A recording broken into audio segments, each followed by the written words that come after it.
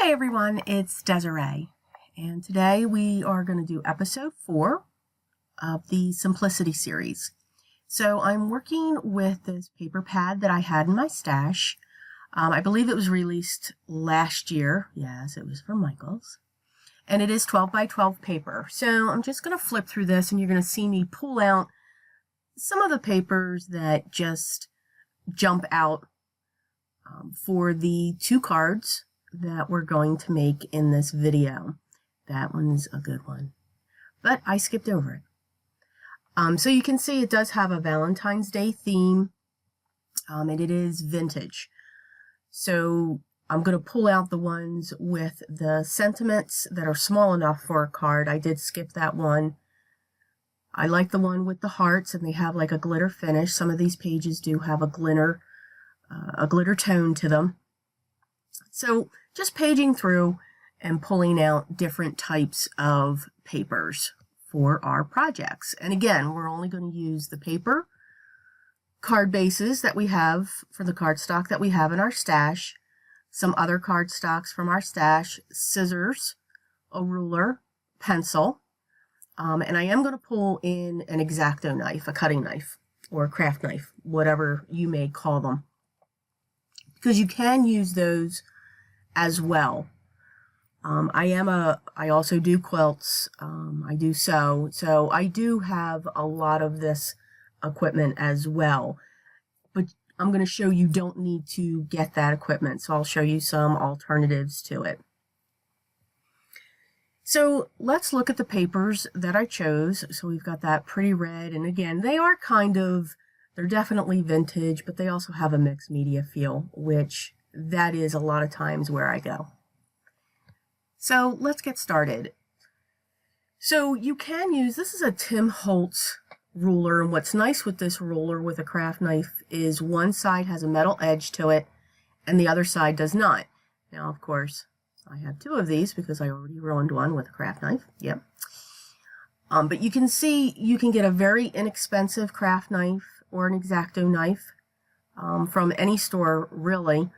And you can cut with a straight edge on that. So that's a couple dollars. And that ruler there by Tim Holtz, when you can get them on special, are a couple dollars as well. So it's not a big investment. If you do so, then you may have quilting rulers like I have in my hand here. They are more expensive. But you can see I really didn't use that. X-Acto knives can go in. Now, if you don't have a craft knife or the ruler, you can use a pair of scissors. I do suggest a long blade scissors because you can get a single edge cut in one swipe. These scissors can also be very inexpensive, and you want to only use them for paper. Don't use them for fabric or lace or twine or anything else like that. Once you use them for paper, set it aside. And then I did show, of course, I have my cutter bees for smaller, intricate details, just like I'm showing here. With this panel, you can cut it down further to cut out the notches. And you can see that I'm moving the paper around those curves and not necessarily the scissors. So you'll see more of that when we get further into the video. So I like that sentiment, thought I was going to use it. Of course, changed my mind, as always. You can get small craft mats. I didn't want to cut into my black one because that is the one that I use for the videos. So you can get a smaller mat, and they are very inexpensive as well. And as always, I'll link below. So remember, these are 12 by 12 paper. So let's say you don't have a big enough mat, a long enough ruler. You can use just a regular ruler. This one I absolutely love. I got it at my local dollar store. And for whatever you want to cut out, just make little tiny marks. This way I'm going to be cutting off 1 inch. And then when you make, whether it's 2, 3, or 4, however marks you want at the same spot, you can just draw your line. And then you would take your scissors and just cut along that line. Since this isn't double-sided paper, we have that option to do that, to draw on the opposite side of it. I really liked this paper because it created a backdrop. So again, a ruler, simple pair of scissors that you can even get at your dollar store, as long as you use them just for paper, they'll be fine, and a pencil. So doing the same thing, I pulled in the other ruler and just drew a line at 5.5. I wanted to come down from that to make sure that that was my panel to work with. I then wanted to trim this down to be 4 inches wide. So going back to the ruler with the metal edge and the craft knife. So you can see you've got a couple different ways, staying less expensive, not getting into some fancy tools. You can still make your backgrounds or your bases for your cards. So I'm going to pull in my smaller pair of scissors and I'm going to fussy cut along the bottom edge of this design. You do want a smaller pair of scissors. Now they don't need to be the cutter bait because they are kind of pricey, but just a smaller pair that doesn't have as long of a blade so that you can manipulate it. And you can see I moved the paper, not the scissors, and you will get curved edges. Excuse me. So you can see that's going to be our base. And this is the sentiment panel that I wanted to go with. I'm going to pull in my foam squares because we all have foam squares in our stash. I'm going to place them on the back and I'm going to set them down onto my design base. So I want that to sit up at the top so that it doesn't take away from the design that's on there. And there's like glitter that are going through the flowers when it comes to this panel. Video doesn't pull it up too much. I'm going to grab my art glitter glue and I'm going to set that down onto my card base, and that's 4 1/4 by 5.5 top folding. The black card base is from my collection of papers that I get from Simon Says. So that's the first card. And again, we added texture by curling up the edges, which you can do. So for the second card, I'm not going to do any precise cutting here. I just want a section of each of these panels that have the script on it. So again, you can buy papers with just the script. You don't have to have a stamp. And then this paper really intrigued me with all the hearts. So I want to cut a section out of this as well because I'm going to fussy cut those hearts out. So I'm just going to cut along this. Don't have to be precise at this point. And again, now I'm pulling in my smaller scissors just to go around the sides. You could use the larger ones. I just manipulate paper and you can see I'm moving the paper instead of the scissors as I'm cutting along. And then I'm just closing up the scissors as I'm moving that paper, which gives us that smooth edge, whether for curves or corners and such. So I'm going to cut 3 of those out.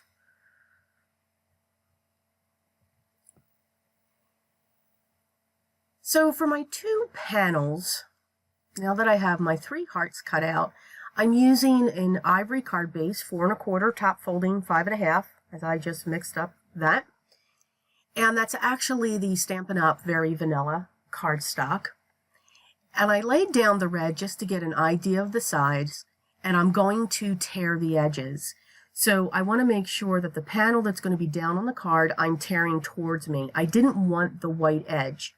We're not pulling in inks yet. We're just using the papers, scissors, glue, and so forth. We're letting the papers do what we want it to do to create our cards. Eventually in this series, we will pull in basic supplies such as general sentiments, stamps, sets, and we'll talk a little bit more about them. That's going to be in the next video, and then just basic ink. And we're talking black and brown. So just adding in those 2 outer supplies. So you can see with these 2 panels, I just cut torn across the edge. Everyone knows I love, if you see my previous videos, I love tear paper. So I grabbed some black from my stash and I'm just going to cut around these hearts, not anything precise. I just want to have an edge around them so that they'll stand out just a little bit. I didn't think they were coming out as much as I wanted them to. And still not sure if I'm going to use all three. So you all know what that means. We're not going to use all three. So using the edge of your scissors, doesn't matter what pair, but you do want them to open up flat. And please be careful doing this. As you can see from my fingers, I have cut myself many a times. Yes, this is a dangerous craft that we do at times. You just want to rough along the edge. Now, there is a tool that Tim Holtz makes. Yes, I have it. That does this as well, and it's very protected, and it is inexpensive. I will link it below, but again, we want to stick to basics. Very simple. So I'm just going to scratch along the edges. It kind of frays it, just gives it that jagged edge to have that theme going on in this card that we're doing. And then the sentiment that I chose was hugs and kisses. And when I first looked at this, I'm like, okay, I want to continue that. I want to scratch up the edge, but I wasn't liking the white coming through it. I was going to curl up the edge a little bit, but again, that white was going to shine through. So I thought, okay, maybe if I scratched it from the other side, that would hide some of the white. No. So, yes, we change our minds, which again, we do. It's a process. I'm going to cut off those edges that I just distressed. And we have that room when it comes to this sentiment to do that. As I held it and I turned up that one corner, I kind of liked that look. So I only turned up 2 of the corners. I'm going to leave the other 2 alone. But now we're going to put our 2 panels down directly onto our card base. I'm going to be using, as you can see, my art glitter glue, and I'm going to set that up into my corner. And I'm going to fray up the edges. This won't show the white for the back of the cardstock, but it'll add some texture to the card. I really do like mixed media. I love art journaling, and what you can do to add textures, whether it's just stamping or layers of paint or layers of paper. So when it comes to this series, I tend to be drawn to that. So we're going to do the same thing with the red panel. It's okay that it rips. That adds character. Again, this is a handmade card. We are better than Hallmark, but it's not Hallmark. So I'm going to apply my hearts onto my black bases that I roughed up, and then just play around with the placement just to see, okay, do we want to go with the 2? Do we want to go with the 3? Of course, I decide to only go with 2. Because the third one was just going to take up too much. And I wanted the texture from the paper, the writing on it, to show through as well. So we're actually only going to use a couple of these hearts. So these will go in my stash. They'll probably get thrown into one of my junk journals that I make. So I grabbed my black scrap cardstock again because I wanted to set my sentiment on this as well so that it didn't get lost in the red, because my original thought was the red was going to be on the bottom and the ivory was going to be up on the top, but I tore it a little too short, so that's okay. We just move along with it. So I've just trimmed the black cardstock just around, and then I cut out the 2 corners because I just want the corners turned up. I didn't want the solid black there. So hearing that down onto the black cardstock from the stash, I'm going to prop that up also with some foam squares as well, but just curling in those edges a little bit more. So still looking, okay, do I want the hearts coming up from the top, the side? So once we decided that, I have one extending off of the torn paper, and then I'll have the other one coming up off the top a little bit as well. And then we will adhere our sentiment down with the foam squares. And those are pretty much the 2 cards that we made. Again, scissors, pencil, ruler, paper pads that we have tons of in our stash. Again, pulling in the concept of a craft knife can get you a straight edge. Maybe you're not comfortable cutting with scissors. Some people are, some people are not. But these are the 2 cards that were made from this pack. And again, with a Valentine's Day theme. Even though we're in January, we just came across the new year, we are heading into the Valentine's Day season. And you can see the layers that we were able to create with those 2 cards. I hope you enjoyed these 2 projects. I hope this helps you to dig into those stashes of paper that we have. If you like this video, hit the thumbs up. If you haven't already subscribed, please do so. This series will be continuing in 2018. As I said, the next video, we're going to just pull in 2 different style of inks and a very general sentiment stamp set. All the products that I used will be linked below. I will try to find that paper pad, but I doubt I will. Always remember, be creative, everyone.